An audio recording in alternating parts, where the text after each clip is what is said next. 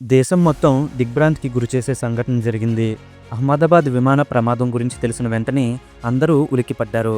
అహ్మదాబాద్ నుండి లండన్ వెళ్లాల్సిన air India విమానం టేకాఫ్ అయిన కొన్ని నిమిషాల్లోనే ప్రమాదానికి గురైంది. దాదాపు ఈ విమానంలో 230 మంది ప్రయాణికులు, 12 మంది క్రూ మెంబర్స్, మొత్తం ఆ విమానంలో 242 మంది ఉన్నారు.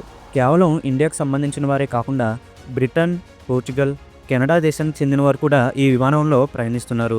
జర్నీ స్టార్ట్ అయిన కొన్ని నిమిషాల్లోనే ఫ్లైట్ క్రాష్ కావడంతో ఫ్యూయల్ ఫుల్గా ఉండడం వల్ల బ్లాస్ట్ చాలా పెద్దగా జరిగింది. ఈ ప్రమాదంలో చిన్నపిల్లల నుండి పెద్దవారి వరకు ఎవరూ ప్రాణాలతో బయటపడలేదు. రమేష్ అని 40 ఏళ్ల వ్యక్తి తప్ప మిగిలిన వాళ్ళందరూ వారి ప్రాణాలను కోల్పోయారు.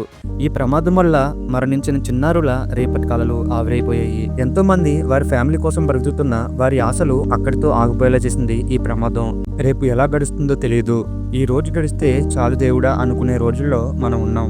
ఈ దారుణమైన ప్రమాదంలో మరణించిన వారికి సంతాపం తెలియజేయడం మినహా మనం చేయగలిగింది ఏమీ లేదు. వారి ఆత్మకి శాంతి కలగాలని ఆ భగవంతుని కోరుకుందాం.